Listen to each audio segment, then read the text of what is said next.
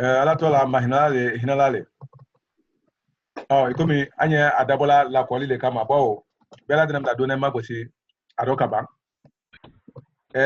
bita we kungudun nere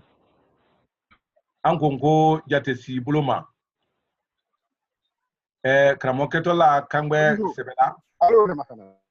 kramoketo la kangbe sebela kangbe kungudun tenen na la woro nani la katofo kato norobla fo kamangutu fo ka butulan fo ka kala fo ka kungudun fo kuna bi folilo anna kungudun matala le kwa di labana wo kungena mundi kamazron sebeden suya tano kono ndole yado menu li halal matene kalbenya fo kono ndole yado menu li halal matene kalbenya fo alize yomi ni wuli da bolola ima ko etufadena ima ko neja temena ima ko kaba muja temena ima ko joranjorana ibena ubeda faneni kuni bara ibana tumamena ida tere made gudun doliye ida tere tumade gudun doliye muna kamazro wuldo kadina ne salu family ni suka ruwa mama sitina manka alu hakku Kramo aporta mangai ni alu no angongo eba wuli bon lola yena la bon joran dafane mume bela denani koni bara bana tona ida suron to fade kungudu ni ne kungudu ni bo fem bela denan do kungudu ye muna ida suron menna kala kungudu wuli ye bawo makotre kungudu wul dolla kal suron wodo ni fendulla taldi yoro damna obloma anye kumala kuma den suya tamendo de ni kono me ado ni alu latene odole todi anumra temin tola kodoma to akeli klina todi anakeli furuba todi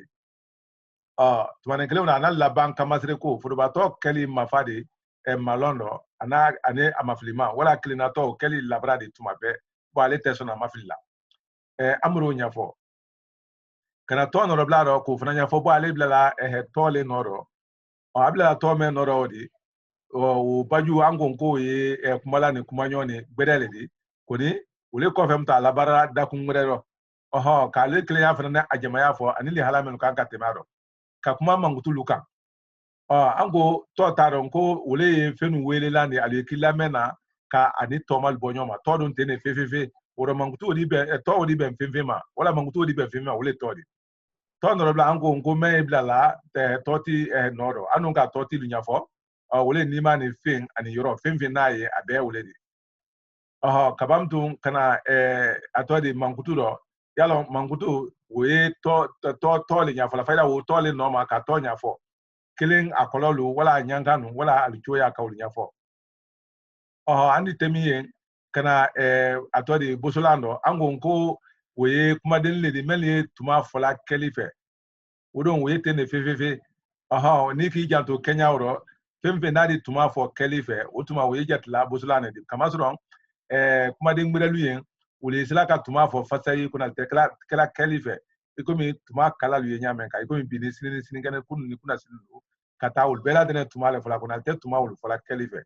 amba na kana kuma subo do ango ngo wole kuma den le di meli keli fola kuma do bo na fora nya sunu ka ko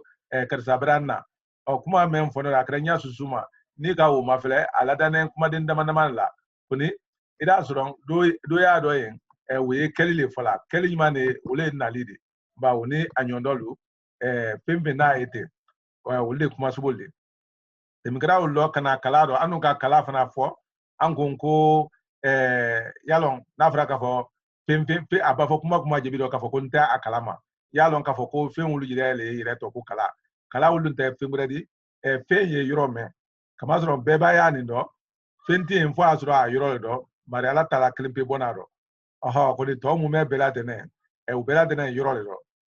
ikeli yoro o lombadi wole ikeli di akalama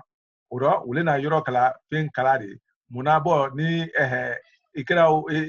iko long edi minanya edi ila lonia ire konoma edi minanya sura ala wala penye tuma mendo iko mi anna bra ni kene tuma nyima ne bi hamante nko sebesu sine tumanyima wala angudi mo de fundida tumanyima o koro le nigra o tumada kalama kaka lo kalama wala ikira ga tumada kalama dro koro le ka ko ibrake o kalama oho ani kalagbere afula ko Kenya kala yalon we kuma subo le noma muna aluna la ka wulle la kele Kenya fo aluna la ka wulle la kele Kenya fo oro amba temi kala Kenya sabawla mangutu le tunentre atodi kunguru ne tunentre la nko amru mata kofe katima na barafe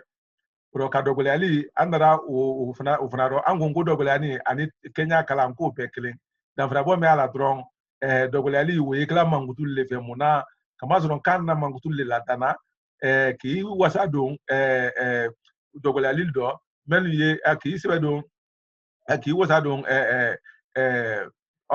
dogole ali do men dise ka mangutu fene fo yomi ni ko se kwa afine kuna afine nyamen kan ka onya fo okorole ka fo ko dogole ali le mangutu le normal yomi mangutu lu fana ye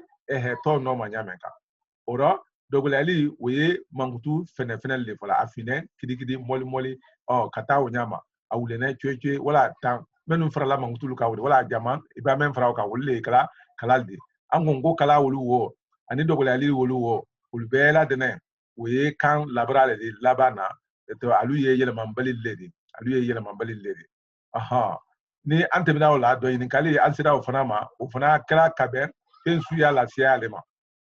ikomi mota be fenta be dama wala yirika wulta be kata onyama andara uru fokana se kantoma o mai akonondonade o le don tre alaba ni koroma kanto anko nko ye kuma den kilin bela denene di men ye men koro ye kuma yadi ni ka fose ko kalsa iba ko na wala namu o koro ko mra i lamina ni ne ko se ko ibra onyaye ira ko wole ni ka foko wole ni ka foko wonya fo o koro le ko ni ka na fara ka be kilita fara ko na fara ka be nyai dalita ko mra nyaye oro kuma den ni adi akoro ye kuma yadi wole to ka foko kanto mba anna la ko litemne menu kala ul kumane konondo wolle nyafoka sise ni mana fembe ye konondo temne woldo yo jate kumaden kungudundo tumasi nafra ko kungudu ko dafa bali na do fara ko dafa bali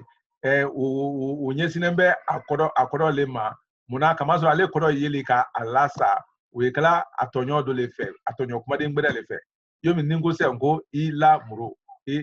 amro nya fo kodoma bo we to no bla ni anyo kalama bo muru fana nya fo kodoma we to le de be o kalama kama so o fendo le ko fola kuni la men ye tema o dim sa o kakan ka jate amulo kungudu ne de kama so nanga le fo adana ka fo ko la a kodo men dila ila muru do ate o dila kuma o konoma o ya idale ka fo ko la we kungudu ne de akodote de yomi lati menjire kuma de ne bo iba se ka ko la o kodo ka ko lali keli tole de an kan te yoro ma bo o ye keli tole de ni lo ka labra ka kel ladi o kodo le ka fo ko ka fim bladuma ka aladuma oro aye keli le fora yoro de o kote wala nya fo sen ka fo ko barakela hamante ko sebelilla anye la men fula men bo bara wo lone kuni la men alabana odi aba fo ka ko barakela afra men kala ke ka odi andi along uma kuni ni aligila da nan tana lo bo we ayi dalale ka fo ko kuma din tawlu ko li al tagudel ledi ora namra si alla da kuma anumra ba alona ka fo ko mente ko ndo don ko le to ko kungudu wulum du sa am sene wulu jere mane antun la kuma lu kan ko ma kungudu wulu jere kuma la suniaro kungudu wulu jere namra ba alufudu ba kuma lona alde hakito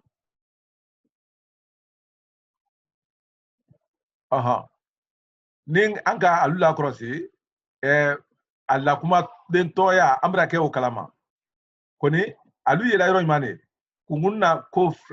africain ko sebe muna kama so altayila nyaklema hala na kono no men fula odi wodolu yen wolukungunna maro o korole kafoko ngurundoli yen aluye kela tofe wala aluye kela tofe doli wolukla to no bla fe doli wolukla mankutu jere fe doli wolukla bosulan fe doli wolukla kuma sobo fe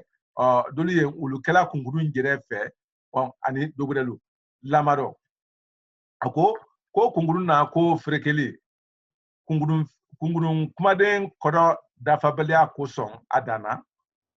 ule na ala ko frekela kaben ko damama ala deden fe kumaden suyalu ala deden feli kumaden suyalu la muna a dedela tola muna ni ko se ko mo ambe ka mo lo yiri ambe ka yiri lo ko ni ko mo ba yalon amra ba fo ogoro ka dede mo fe na dede mo fe o ba ke ba di akodo so do mutu sa anu yele do nyai kuma do ko ni ka fo yente ndron ka fo ko ba ikala wo gisla le fola o ba me gisla fola o te kun dum ni de we tole de fe ko ni ale dede en to fe mutu sa ko ke atagode di ni modala bo kuma fe ole na akala kunguru ni yoro odo ye ka atakodo kala bo ogoro ko mo men molon kabo mo men si jamfane yuma na mo ba bo ko fana tola anodoblala ogoro anala to anodobla fana la muna unni ini a ole lone amulo koroma koni nangara wulu jamayala anda foka foko nu wala alu hamante alu onu meodi ikalo lu meodi adana onya mate iba nya fonya susuma anna kono ndobe nya fola tana kala ulufeni odana do make ulufeni aketo kungudu nedi na do kra kungudu ndi utuma abra fra le tonro black awon adole fra ikomi ile ani ale ikomi anye le men fra ikawda ani akan ani ne iba leo mafele ya ilale adana antana korola tene ilala kuna afo ka foko ne wala ile ani ale ande ale lo korole ka foko ngudulu ale kra tof na no blafe bon mankutu okoro ko kungudu ye kra mankutu fana la wo mu ne di ani se ka sango belebele be ka belebele lo ani gbe ani fin kata onyama koni anda fonko gbe man fi man ule man anye ma men frala o kan odi man wo jatila kungudu ndole di ka fra gbe kan wala belebele ba anye ba men frala belebele ka ro wa ila ka ko kungudu odi muna kama so alti se kodo dila ma adama busula na okoro ko kungudu anala akela busula mfana fe oro hali nan se da busula yoro la bo busula wuli keri le fula tuma fe koni ni ka fo se ko ndina okoro wala ndibo wala ndita hamante mbeta wala mbeto ya koni anye bana ka fo nkumbe na toya sana di akoro fraka wala ibena atodi nsoro ya sinigana ambenige okoro ko okala sabudi ka akoro frado ka ko na klenale atena akoro dila oro kumala suniaro wole na kungudu fregela koni kungudu na la fregeli o bela dene aye souffla le eba do tala yola ila souffla le muna kamazro adoluye aluye kidela men krefe alu narala o lale dogoda luye alu kelamen krefe alu tuna o lale danvra bo me tuni ni naralite wole yomi ni angara sali safado sise ni modala bokuma fe ambela dene ye anlo la nyon krefele ulukina ani bromana ka sali sonko la telen kanya yalo andara nan tinyona de kuna antuntu ni nyona ale yomi kuma den kuma menu nyafone ni ka sitere klen ma flese ida ye kuma den klen nu bela dene sebe nande menu ye kuma den klen ni ulu sebe de nu narandara la le nyona kuni ani menu ye de la ka kuma fo nyon fe ani wolu sisi ne do ni orisi kabanga don takasi wolu adu tuntu ni nyona na vrabo me tuntu ni naralite okoro na narada la brake kuma den klini hal na tada ka foko egbe yiriga le kenen kala ta kunal tuntu ne nyona okoro kalbe al ta kuma den buluma kanane de aldana kuni kagbe kenen don al ni nyonte me ayida ka foko kuma den subrente okoro ka foko kumuduno alnal la siya alu saraba flalide kungudu narata ole yoro ndo yani ni alinya krala bo ani kungudu tunta ole fana yani alinya krala no hakilala aliyala ke ne nyambala ukorale kafoko kungudu narata ani kungudu tunta sisen anya vele kana kungudu numa nyama ambela denen se kake alukala manyame ka ora namra fon kwalu israf la men narala ani men tenarala kuni mungoso do ni narala mungoso do ni tenarala ani na so ma nyafoli kono kuni damna la folo anye so la mema wole ye kungudu naratade o kodo men narala fina ani me yin fe okoro a ide la même fe ka ani o ke koro kleni wala me ya koro bangila breke o nanga narata o fana jatim na do yala alu narala kuma den fangele la ba narala afanyma iko me ambela dene mra do nen kran ko do ko ma menu kene kayante uro na fra ka ko narata ulu o fana sra saba de si saba nyenra ani tenra ani konra lolu bien ulu narala kuma den nye alu fra menye menka iko me nin ko si enka fon ko atodi 4 yala 4 e 4 lili malo ni anyo klama 4 iko me ni se ko a 4 a 4 a 4 yala 4 le odi ukoza afla ko 40 fin kuni yala na ngongo je me 4 ikala amra 4 klempe 4 iro ro e oti yadi kuni sisen ne afele ye fe magbosi done ikala magbosi bakede na fo ngoye amafo tafe ya agbosi akoka done wala atie amate wa ako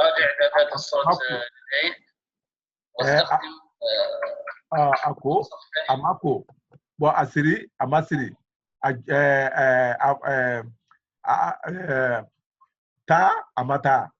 ukorale kafoko andise ka mala bara ka kon kuma suliye bo maklintede anyisla ka do la bara onyalba ani kumurumurelu me ya idala kafoko uliye kra nyendrade kuma suliye ikumi amate amasiri amafo wala adote adofo adokra aketa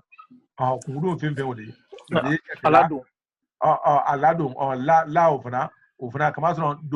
doni ye akra doni ni wala doni okro anse ka la beka aladu okro ko abokene ma yabla sokono wala aladu okro ka fo alatunu moluma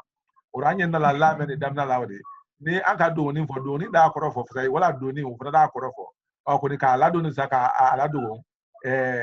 utise fola nya so afanya na lalidi ka fraka ni lawo jira dana ante wonyaye oro femfe na dala nyefe yoro na woro ye afra ulima kafo ku nyendra tendra ofuna imendi ngala so na mbina se uma kuma kono ale sisen ni ko sen kafo ko mo yalanka molo koni anina odo de ko bla tema ye wala suuso anina odo de ko bla tema ye wala anya fose ga ko simfe kisi mofe wala sibe wolone fefna lone koni ummeodi atela barla to norbla dakuno irone uroye bo atenne fola te ile fola te mo wala fola we jatim la ikumi ay telema koni tuma kala wala kondra ofna be okoro me narla fenko bo ne ango senko ka kuma anyo jatim na mi ka fo kuma okoro ye kuma moma otuma amra ma fo kuma nye ora ye nyenra de koni nango ngo kuma la diago ya abese ka ke kondra de bo misali adole lane yani ni anya bala eba ma frère ya ilale kuma nango jatimna la kuma bo la fone ya o jatla ikomi nyenra ni moda abo kuma fe bo kuma le donne la kuma kuni kuma la membe ka kuma wala me kuma la oro halbi munu ale la bana ya okoro kuma ira dana kuni la kuma ani kuma la bo okoro la fla obe la dene damna la ni la bana obe jatimna la kunguru ne oro namra lo nko kunguru ye nrala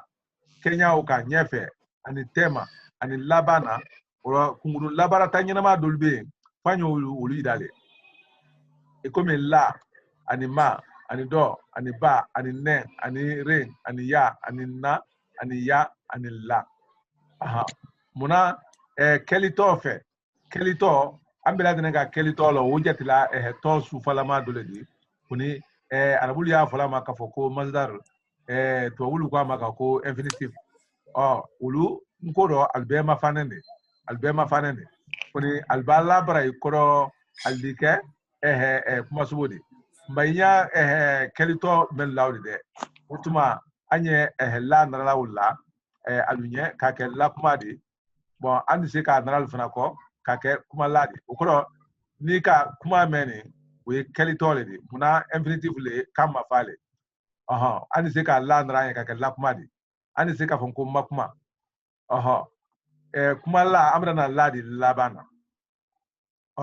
kuni ayi fara la keli to menun kan wodi ul benal suyale ate yomi dia goya foka nin kilingin na bega nyana di Allah kuni kuma den ni a sungune meni ben ulle kra nyonfe banya fo ngala ka ko ka amate ka dote ani ka alate na bebe korodi ni ka fose ka ko kuma anan ko ka Allah kuma iko min sisen somra na banan kuma dia goya foka atronya ne dole ka sadi kuma hamante ile na se ka kuma bla mola wala sabe kuma ba abra men manguturo makunino oro ka Allah kuma hamante kuma bra yi mobile se wala giya kan wo yi mobile wul tesila kuma la ligire fo mole deme ka abla la ka ay kuma okoro ka Allah kuma la be se be na yoro oro kuma la fana odi ben koni ka fo ko ka adokuma yalo adokuma akagbolen ayo memola nko kambulo adokuma ko kagbolen ka soro ndo ni ka fo se ko afo ka lafo okoro ka afo awati yen ka amafo okoro ka akrofo akofe koni ka adofo okoro halbi munu ka atebine nyafo wuro do isla ben do ni man la isla ben afo do nyame ka atisla ben akuma do te muna kama so we kuma ni fo ire sungun kenya le men ni be mema o bla wala wuro atedia boyadi na fura ka foko ni bela de kwal disika ke nyenrade wala konrade atedia boyadi fo femfem ba ke fo luke obe nyenrade wala luke obe konrade ateklate men ni be mema tuma mena ka ben kantil la nyom kuma nyonye ma kanjire na alala nyame ka bashite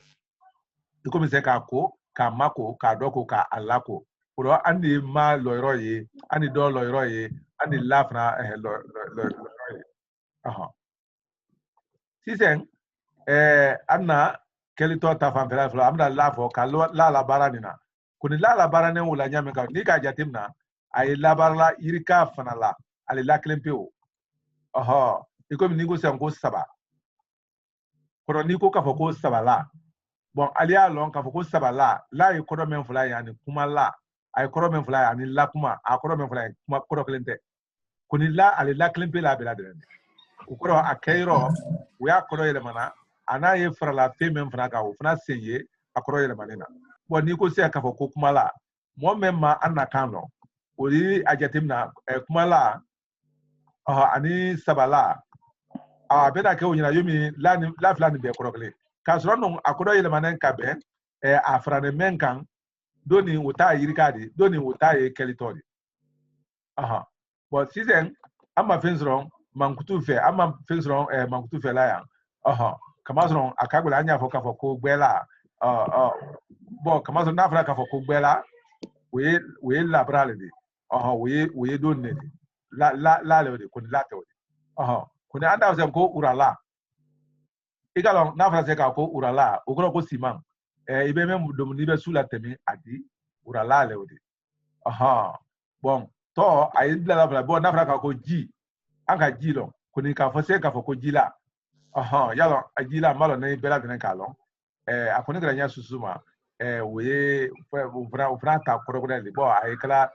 dinenu nyana di Jila ko ma famia de fere.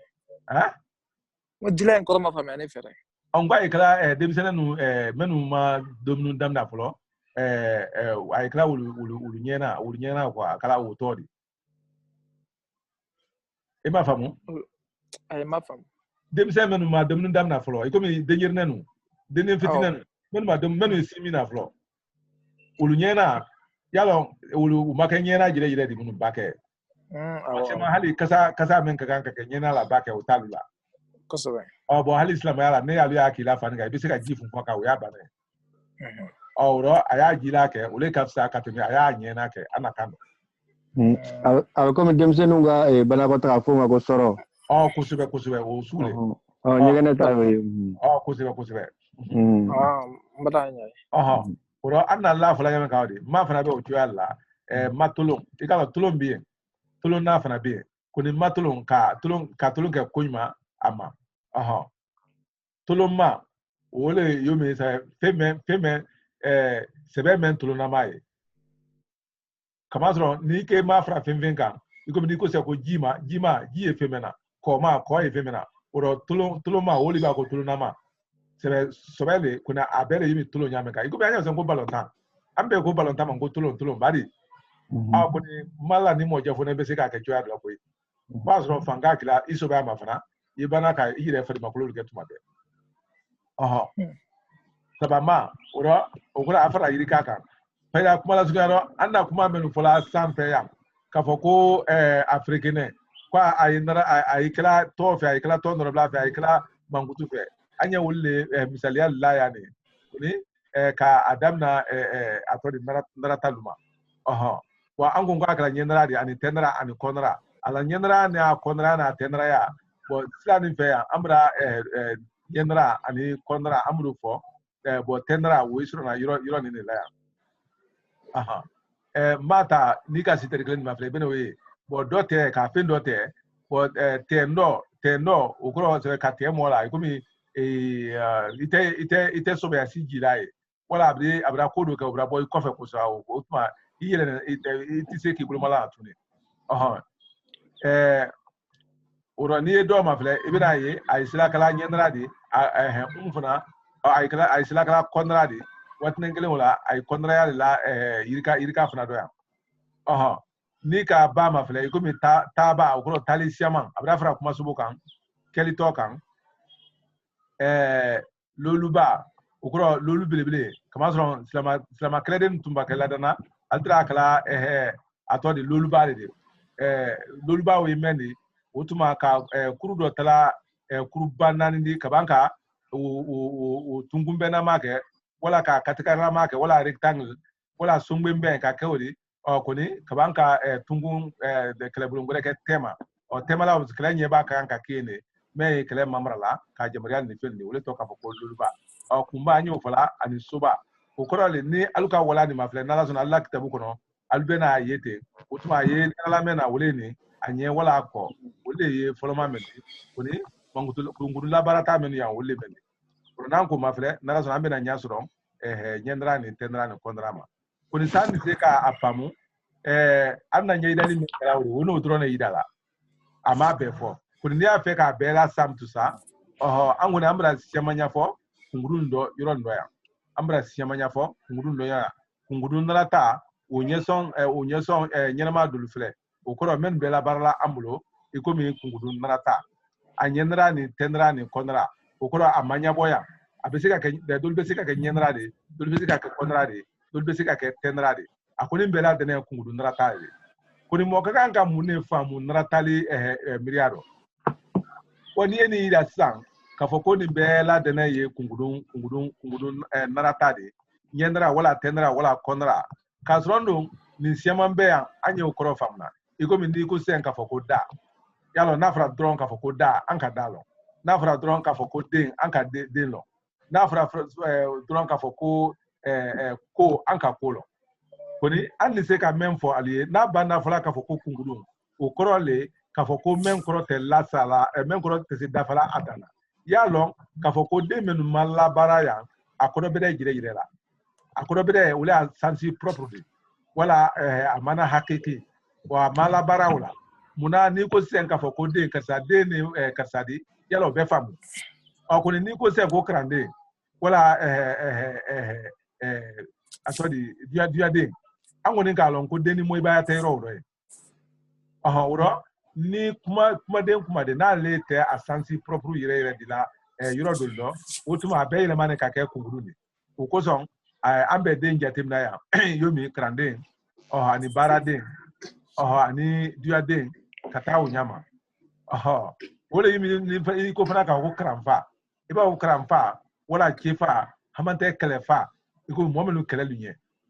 bo faute deni moiba ya fa ya fana fola koni ayi fem fana kuntile fola yi fem kunti awe na fana ko kelefa ani jomfa tebe alu membulo me ya mamrala ani barafa ani kefa yalo anye fa fi na bra ko ti ya membulo koni den yiro ndo ya akoro katia woni ko ka foko dunya den okoro dunya kadi momenye ni ko krande kran kadi momenye momen kranda bro unanyo ndolo anga ngole jati na woro amba ke kungudu narata menu jati la anyal be jati ko alukro te dafalata na yimi ba ukro ankante jisla ma ya fefe kuna fo mengla ko mo ba amante taba iba fra tokan adi molon fo ni ka fra kuma subu ka di siya fo e ngo na ba mani ne kana yan suya shema mani ne re uro na ba le odi ko ni ko se ka fo ko mo ba adi a molon fo bon kuna dana ule gisladi ani mo ba mo na ba na pe mo na sume no bon ba ikuma asana baga ikuma ni ko se ka ko taba ogoro ka ko tabaga me ire tanen fififi bon sisen ale e kungudun dole di ani la kasu ni nyona kuni ani la te kroklendi ikuma tala ani taba kuni tala uta tuma bele tuma be ogoro keba tuma be kuni ni ba fara da meka baga fara da meka to taba gire ko so anya flan ko taba ala la hina taba la wala ala hina taba tola kuna ta flan ko ala la hina tala la utisi flan muna kama so ko tene me ire kunta fifi ogoro le failu mubashir men gire ko kala direct wole ba fara la wole kan ni angun kwambe kuma den be krodama ora kuni mente direct di la e fola wole ma wala me ko da ko tuma be otuma oroba bato bati ta anka teta suma made meje ningala kuni ta men ko e ko mi ni ko sen ka fo ko basita wala basita wala teminta wala dunta wala kota me se ni ko le ko dakoro me ye basili dakoro me ye sebeli dakoro me ye teri dakoro me ye ni dakoro botani wala fura boti ni fana ani te ha kata siro no ya albese ka alu hakli blaro alia londron ka fo ko ni fenfen la barada ya ni ka sensi propre ye mena ya an kante a sensi propre ma fa ma akoro jire fanfela an kanto ma koni akoro bodale koye me akoro masron fe de nyanen do kam koni awu tese famuna wala tese nyaila koni afrada kuma denyir la do kam otuma ka andrawla ni adi akoro di bo ran na men fulawdi wulu lama lende ka alubla fendolla so yana ngata mena wo kama sire ko abe yala mawu abe to atukala ina fo ni ko taba sisen akama sire ko la yala anya men fo ne anya kumala kungudun ne kan asoro na yoro men do kuna akama sire ko anda maso ma yoro ne do ya woje biro sisen menu ye fra la tuma siama memba fra ikalon kungudun dol ba fra to kan ato yela manale ka kema mutu de direct ogoro mo anka mo lo wole anundi koni ni koko mo ba utuma koro di yele man ka kema mutu de ale ni ba be fra na nyoka de kema mutu de oro nalu kra mangutu de akenya ni na mafane okoro mangutu le malondo kamazron mangutu suulu alu malona al maflila oro nalu ye malombulo le ma aldimafa oro nalu ye maflibulo le ma adilabra yala amuro fokoro man nko furubato ani mangutu nko lukasuru bali yona wulu bode jire yona kamazron albe malona albe maflila okoro kungudu menu nal blada toka alal ke mangutu de wulu kala mangutu jire de malondo na mafara kunni alabra da adike mafili bon sisen ni ko fana ka foko na ba kamazro mo ba meni ba frane tole kai obra ke mangutu de wotua kuni na ba meni okoro ko na le siama okoro ba frane mo so bole kai okoro halbi mu abra ke mangutu de frane na ba kata onyama basi sisen ka fensi kwa kamafa uleni kuni ka foko basi yalon amafane nkorole ni ba nane ne kake anyenra de otuma ka frasi di kan kake basi di bon otuma akra mafadi se kuni akra mafadi nyeno de komi ale ba nane damna la kuma subo le nane sigi kwa ato de kelito le nane labana oro anya men kan a kelito ya bulole mane ibani labra fana de kuma subo ibasi ile basi nende otuma beke kuma subo de katao nyama bo taba to onibe mangutu navulubati wala fota men kan ka fo wala men foli da goro uti me kokuna tebo kata unyama okorole ka fo na frada dulukan awul kala mangutu de na frada dulukan atayire mandu na wala kelito yaro wa kala nyenrale ani andra labana ka ke konradi wole tumasema wole kala mangutu de ko na kala damna ko mi basi ni be joya mena o korole ka foko adike kelito de halbi ni kala bra adike kuma sugodi anya haklito la woldo akoni anna kungudun le kala sayma de odi ndere muma otuma kabanka allabara uludulaya albisika alnyara temoka akoyanko nka nkudun kodo frali semfe kumaden taka okoro kungudu ya kodo frala kumaden taka tuamena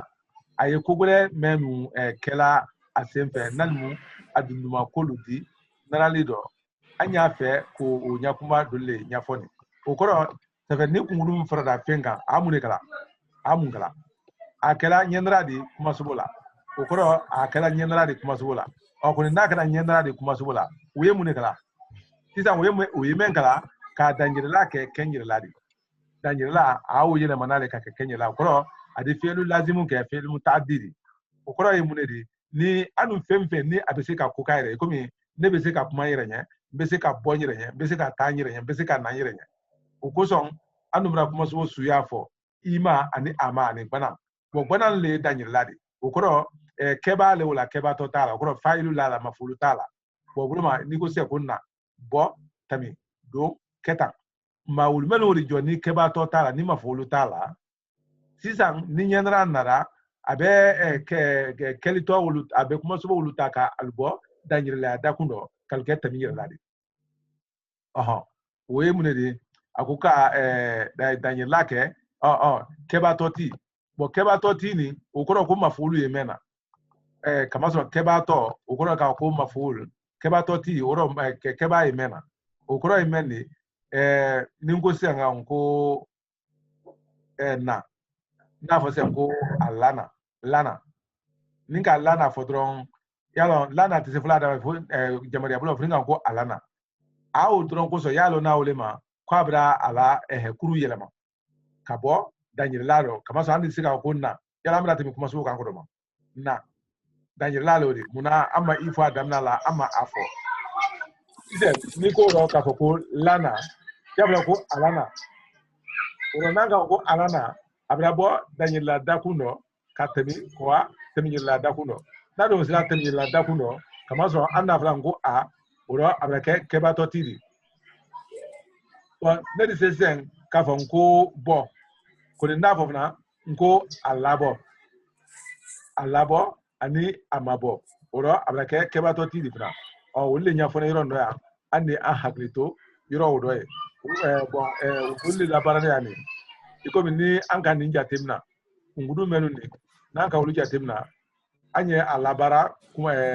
pendulu fe da yira ko badon ani tete ani jambo ani jido sisen ni ango se nko do yalo ko sokono do bona wala do yiro kono kuni ka abadon okoro ka fangadama ka semedo oro ananko abado anye amen folawde we ya ila le ka foko abrebankla tamir lade bon ka atete ningo se atete okoro we ya ila le ka ko atema ina amen folawde iba kan nim femfe kuma so la abado atete ijambo bo yiro ndo ya akuto fola ko ijambo yala akagule afoka ko ajambo kama so jamboli o bola mojere do oro bo alo bolo na mulo ka ko ke Daniel lale ko ni jambo okoro ki hakli bo kuro iko babra ke nyenra de kaban amune fola anya anango ijambo anya ime fola damna la de ko jamoli do we ayi la ka ko abra bo Daniel lado ka ke kenyer lade ka ke kenyer lade na do ka kenyer lade abra ke ba to tiri kama so te minje la ni kenyer la o bela ne ke ba to tiri o kata o nyama ali al haklito yiro do ole fola madi bo flana akala tenradi kuma subo soro nendo okoro kungudun kwa ikala tenradi kuma subo soro nendo muna kamasron ka ba moma iko ka ba ama size bali woye koni ama ba ma yala ba se ko ba ma ani unye temai tendo ani unye temai kata unyama o femfe wode anye ba ma anye umen fola wode oye tonobla ferido sa koni atekumala fola wala kala ajetina mulo ikomi kungudu me na ikala tema otuma adike tendradi okoro ko akela tendradi kuma subo surunen do kuma subo surunen o ko mi anya men kane amba ya mafla ani sika hakla so yoro do ka ko janto no abi foldo anye tendra temnen ni tebela nya flalema tendra mani anika aluke tetundi niya abra ba ama sisan ba ama meni ba ama ikalon akelito le ba mari ba ma koni abake busula alu tete la le kabo inyona otuma ka ni adise ka ke tonro bladi otuma koni akelito ate tonro bla fla fifi jina akole ka kanya se nya fla ma se ni kira akelito se bela ili atori krenani bla kaketa ni kira kuma so se bela otu ida bunyona ikomi jina akelito mutusa sisan anye sila ka bela de ke kuma denkleni ka albonyona ko so halamba koro fulan mafle anda e krenani tala kasron abra bebra ndra nal ko ni kira kuma so bela bunyomo otemin ko sabana akela konradi kuma so bula ka ke mangutudi yala an gongo na kara nyenradi dan lalu ade uluta kalbo dan yirlalo ka ke kebato tiri o kuni na kara konradi do amune kala a kuma so ulu yele manale kal beke mangutudi ka kuma so ulu yele man kal beke mangutudi yomi naba nalisiaman taba ani tabato ani fota katao nyama ambali konradi fanfan anyola yela la bro yele man kal ke mangutudi ikomi nagbo ani tagboma ani siboya ani kramfe ani nakun bon nani na akela konradi tola kake mangutudi akela konradi tola kake mangutudi okoro nale kunguru melun kera konradi tola komi moba na bati ani fato ani balaji ani loloji ani soda ani iride o konra femfen o laude olina to olu yele manale kake mangutudi boy ba ko moba o te todimto na bati te todimto fato te todimto balaji te todimto loloji o fana te todim to soda fana te todi kamazron nguru menun frana kan wole na lina ka ke mangutudi woni tunga albala cha tini ko mo ani ka foko nampulo ani ka foko fa ani ka foko bala ani ka ko lolo ani ka ko so ani ka ko yiri ani ka ko kono wa ke albake todi ko di domen ko son a to olu yele manale ka ake mangutudi bo lolu nan akela konradi Kalamo. namu Ami tom nan tu la kologal la. Ufsa. No kuma la buga fa ba antara be rom. Ma be hakto nyina ngo nyabe ajwa no ngol nyabe ate be hakto angole ngo ni akela konradi tola ka ke mangutudi sisan nanye ninja timna moba ani nafulo bati bwan kongo bati ne mangutudi ani fato to ni kunguruni ani balaji ji ne kunguruni kata unyama konra uli to le mana kaluke mangutudi muna kamazwa nika alubo to ula abebe ka achoya korola ikomi mo nafulo fa bala lolo soda so iri ani kono kata uchoala koni ni alnara nyona kake keleni kama so iba fo ente ka ko ba ay gisla le fola te kungudun koro fola ye bati antana koro jonyo yirala kata ba bati ogoro bayi mo membulo adu amafo kama ya woro abake konradi tolla ani obede di yira man kleni kake mangutudi ni bela dena ye odolo de halbi ikomi molandi ikomi landi ka ufra moka koma kama fra koka sila menento ikomi menento bo kabasro sila ngulone kuni sila menente u konradi kata onyama essentiel alba fra nyonga do alberike mangutudi yonfe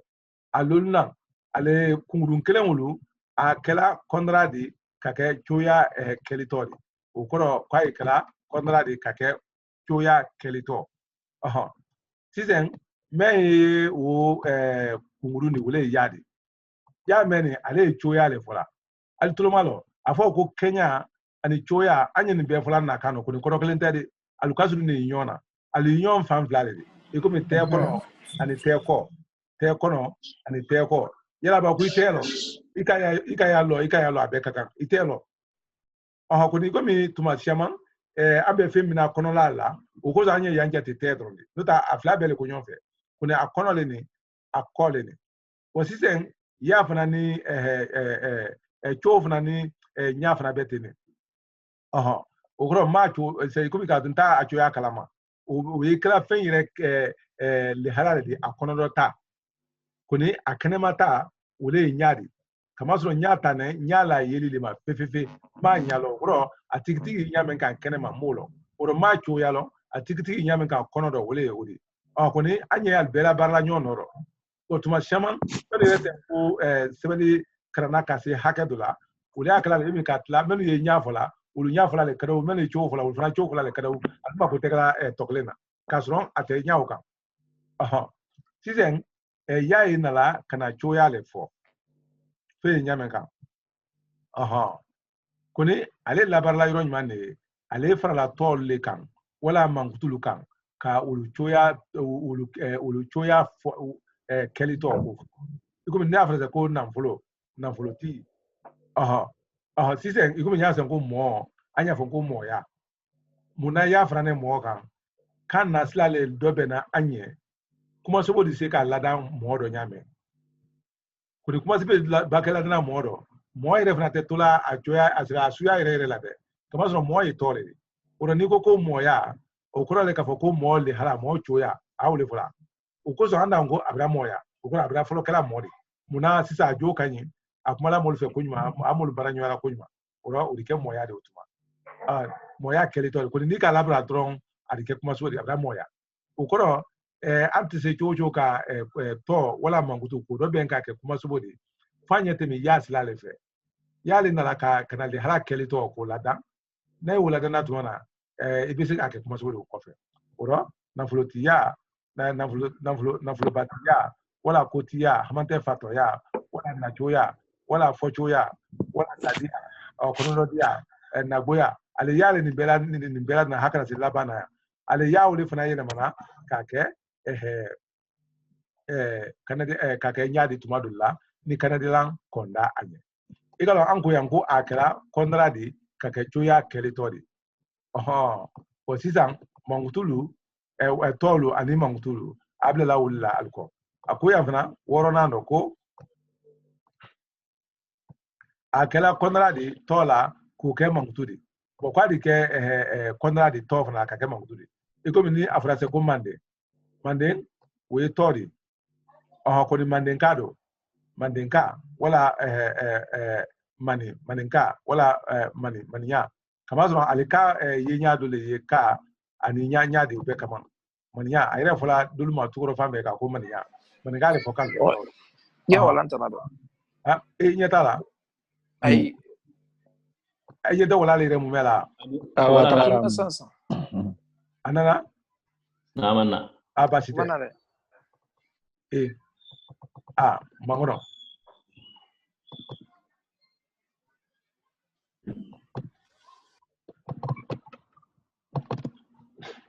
ainala basite Allah sisen oro mandenka kameni konrale odi konrale ya nyafra konra nko madenko ka konra nke konra nke ntang konra nte konra konte sisen mandenka maninka maninya mandenko malinko fantan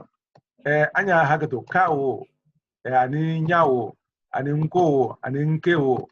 o bela dinen koroklen ni faida kama zron ali fin lambela alu lambelile fola membola mande kani nko ikomi niko kasonke jalonke katao nyama abekai bon nakara ntani mtu sa we fe na foya le fola fantan fatem momena ko niko ka ko nika umba ke fatani ko fatani momena yalo o finga te flate ro fantan ntan ye o ntan fla ani fin konte ibante for femfena konte for femena okoro we fin la dernière kojuyale for la tena timboloma fin konte ndafulo konte mo konte mena mo ya do jane fuko se namrama dina ko mo me do ajire ba fuko te mi hali dina mo le niveau la katao nya onanyo no Como fantan. En fantan okoro de sebato ke fangatem atodi c'était mo menye fankantan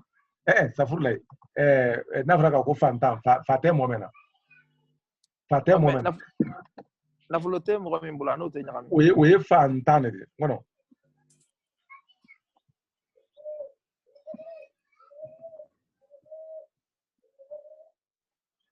na volonté mo memlo utai samnadi se fantan okoro ko fankantan ko mi kai kala samnadi ula ba ko fankantan ole yi fantani kasama bo fankama fama ima yi fama bone fankama le do fankama ubone fama le do fankantan ubone fantani do bo ni asama bali misaka ko fantan ko do fate mo nanta ora din te mo memlo beranya bon ante yimi ni ko ka foko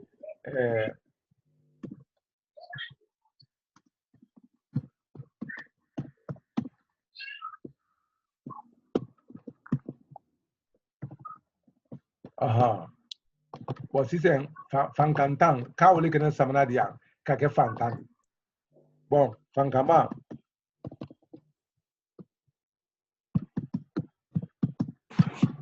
bon wole fana do bene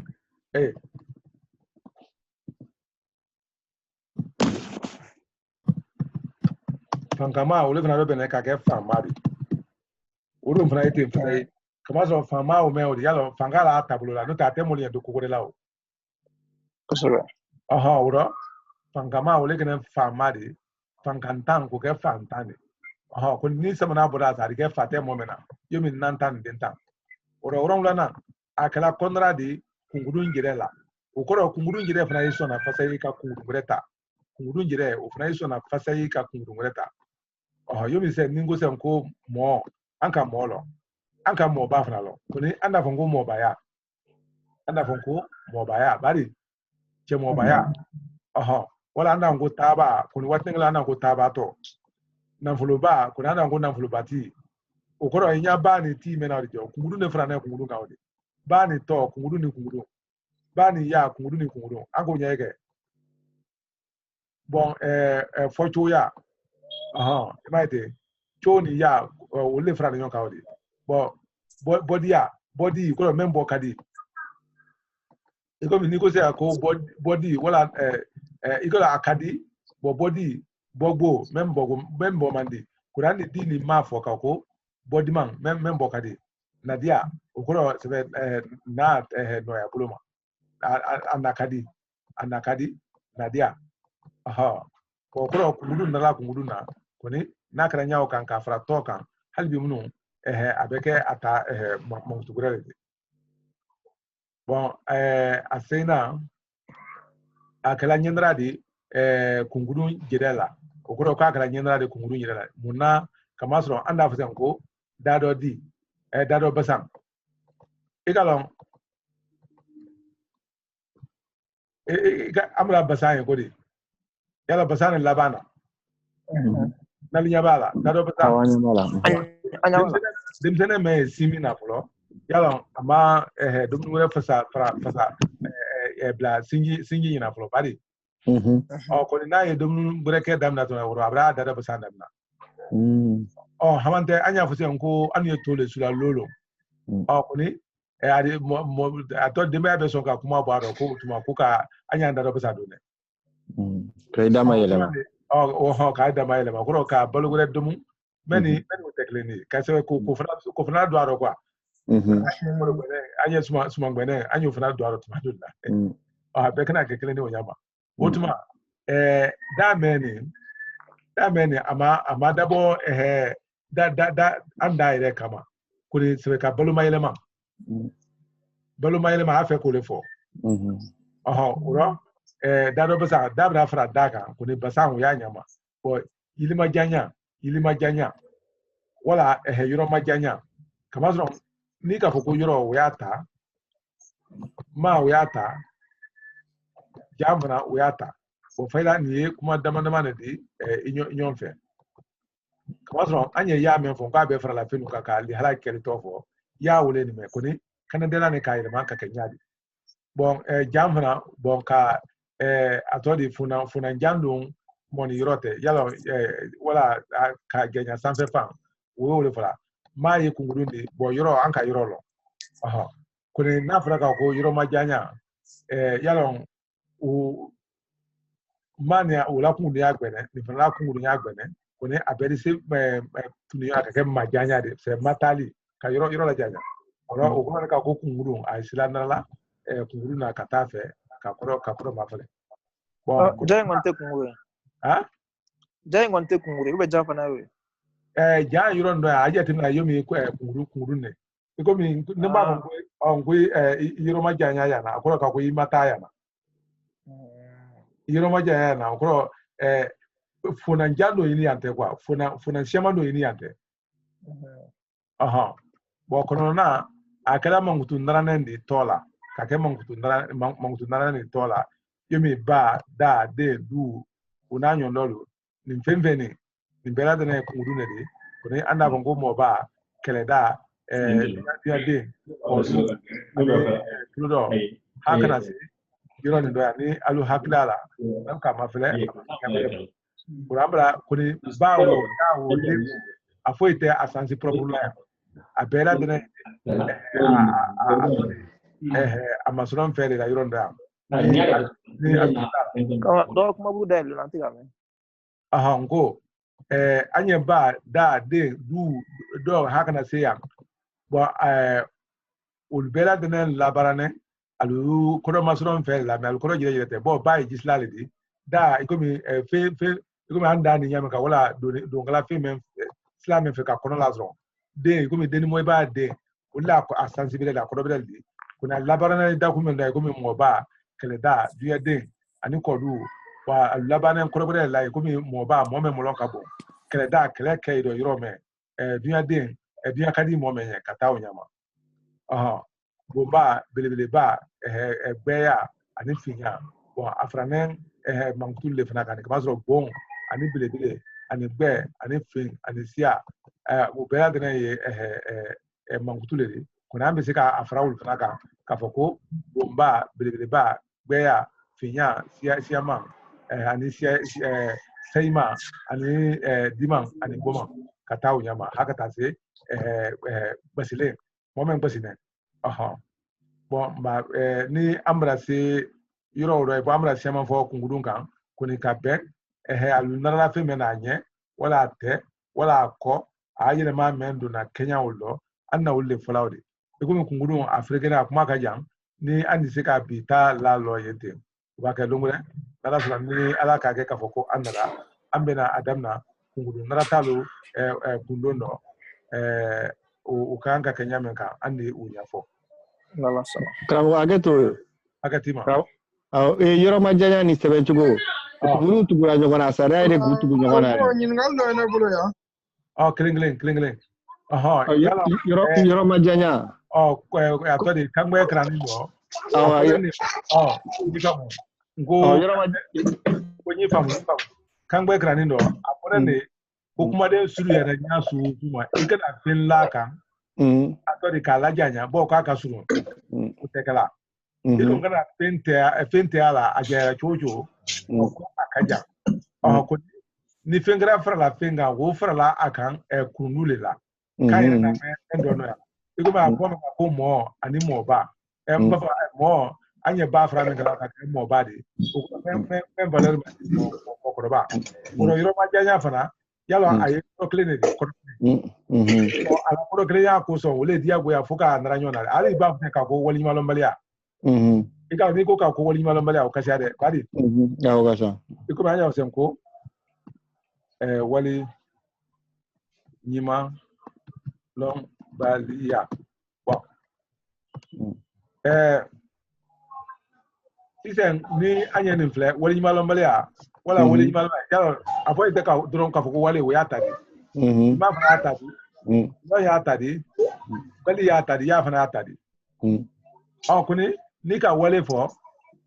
oni wali ma ko roglente bari bon ni lom fana ko wali malom yalo fana bena ta ko gradi kasabe ni ko fana ka ko wali malom bali yalo fana bena ta ko gradi ni ko fana ka ko wali malom bali yalo fana bena ta ukoro anya be mena nite atodi wale wapa ni ka fana ka wadi jeni malade wale yata wale nyima yata wale malo yata wale malo mbali yata wale malo mbali yata bon ukoso wale malo mbali ay komi koro klim da fane ne wodi dia go ya foko be ndranyo na le tadi tika wale malo mbali ako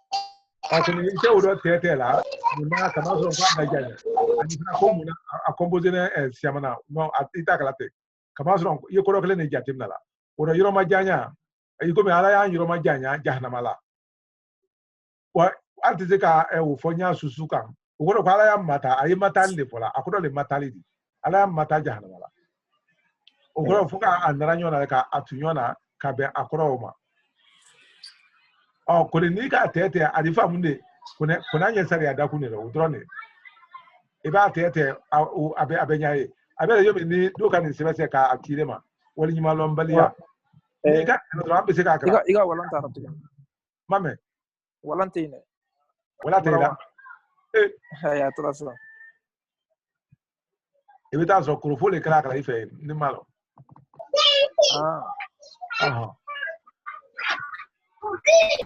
ana kombo nyingali mene bulo idam no ni nyaira ito ba nya fojo wali malo mbali afoka lituni kama so akuma de ngene wani ka do bala ikoro ateke wali malo mbali ade ko munanya ose ko wali malo mbali akoro be yelema wala nya fango wali malo akoro be yelema wala nya fango wali ma akoro be yelema wala nya fango wali ubika ta ko orofo meni menga ka ko ko le fonyon fe atene awutuma ila ni galige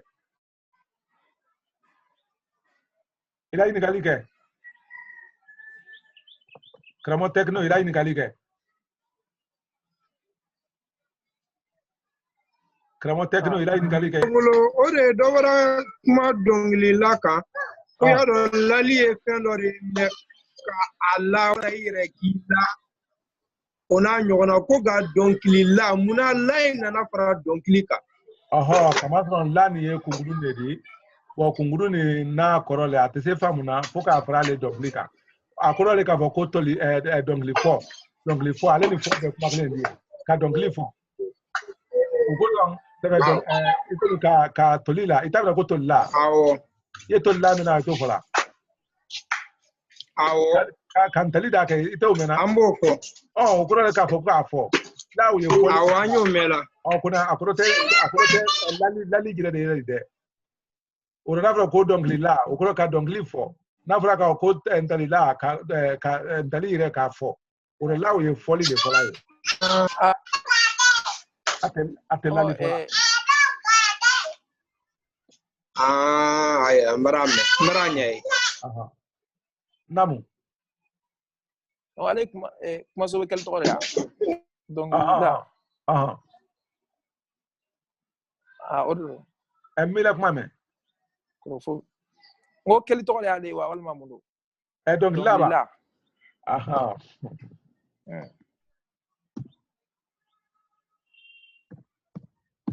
يلا دونك لي جري ukoro le moyi Canada menkala Canada la ukama do be se ka kundo don wala ki la mama adiaro badi kama so alebe ka don ni makle ukoro donc la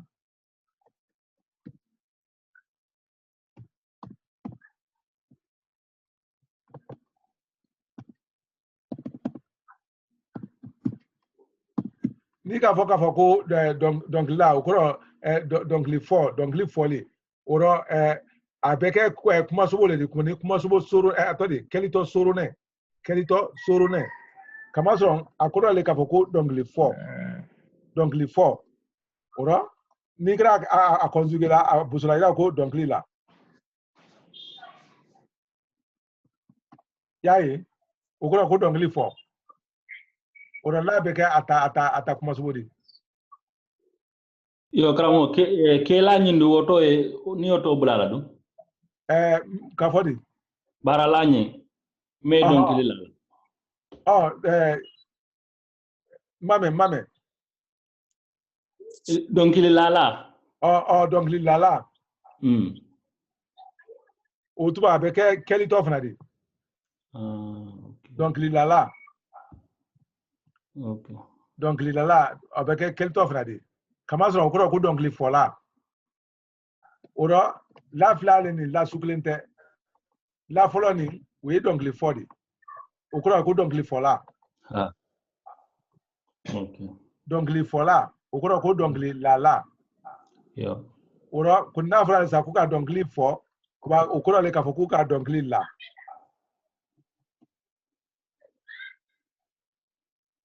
anyo famu kono ale laime so dongli de la oko sange mame o ko ale laime so dongli de la sange kala amna fo adunu makoro wala mi ikalo kuma so tawla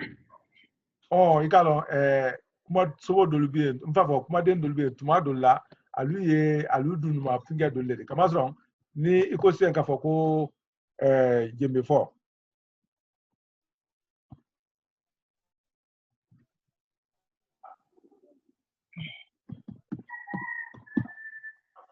boy ba jembe fo ni nema fo makoro ko kunta so bole ima jembe fo ni yala ko ka ko dongli la kama so anobe formule kama so jembe bo we sodi kuni dongli fana ye todi kuni ko mi jembe be manka me bo après si senente o ko so afra ko dongli fo yo mi bala fo ani taman fo kuni dongli mutusa yalo bola mo jire dado kanuman lela anin tali ulufana bola mo dado kanuman ni ka fe makini ani finga ni yalo antu ka fo uluma oro foka antali la ka dongli fana la o ka suku fana la suku te fola voilà bon si c'est artiste fola ka ko bon yala be ka ko jeme fola bari so ba bon jeme fola meni bon la me doni ndi an ko la ni ko le ka ko fo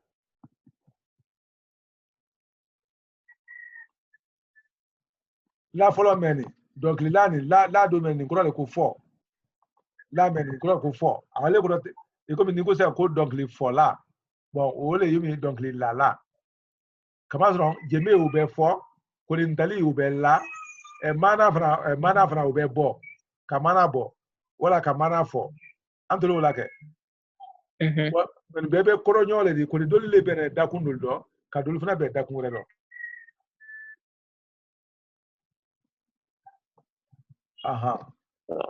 baranya o nyara bon si c'est ngo andi mana fana e kolifendo le di mana yala u yara bu kan tanene ni ka alabara amulo we ka zirin la kwa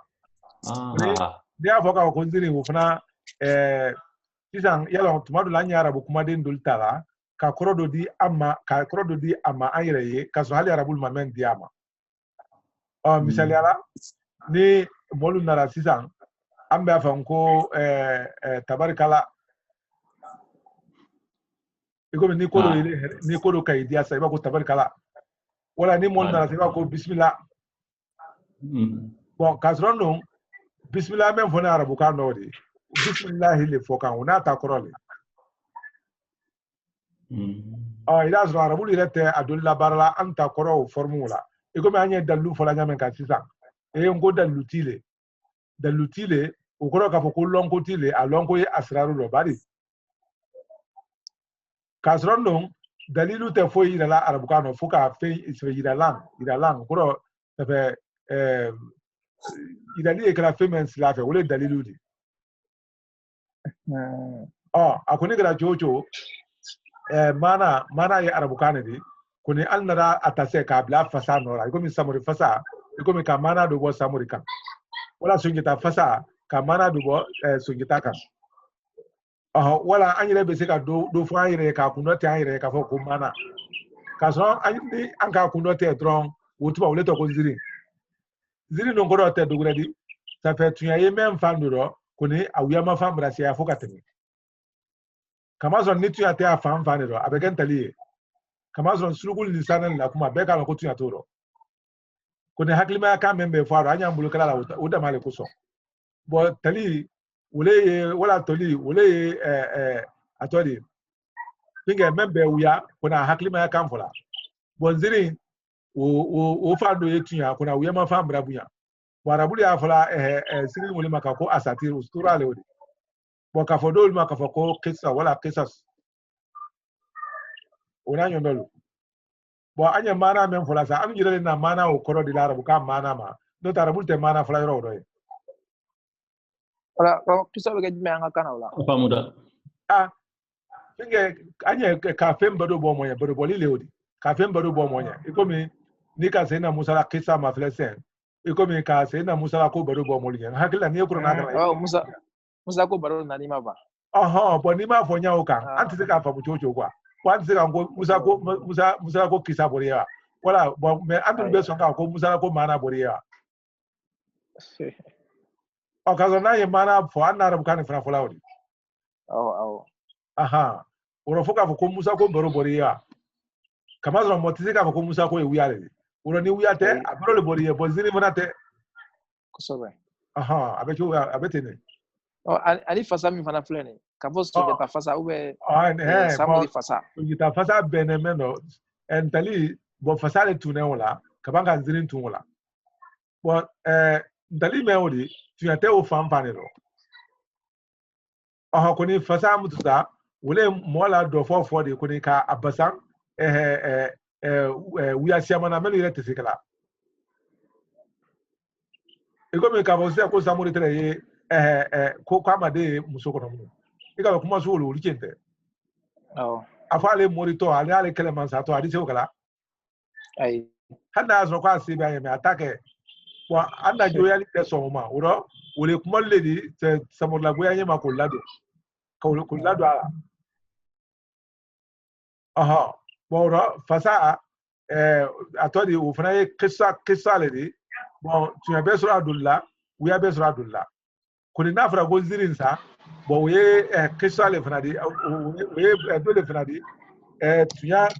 ya do koni awuya ma fa brasia ya koni tuma siaman ale lo ne mari kollema tuma siaman ale lo ne mari kollema ala ko ale lo ne ala kollema meni ala ko te pasale uko sa soma le kalman zirin la fokatemi bo le fe menu batula le longo yo lo woro ni bato fe un do ni segra o daku no dron a granzini koni anya basani men grase do le nziri wole jatin la ko min tali manadi otu anya bitala lo ente na ngalo be ngona abora ngona ero na bori ko yalo ne frase toro ngeli kala ni kuma la do nyana nako ifo kraba jibu la koko ye atodi ila fena tamatuni isama ila bulmun frate ani numero ko ani nga numero ko nya fla la tamatuni masra amasro aya fo nya ka masro ibi ya ka sebe la WhatsApp la kala na mandada ma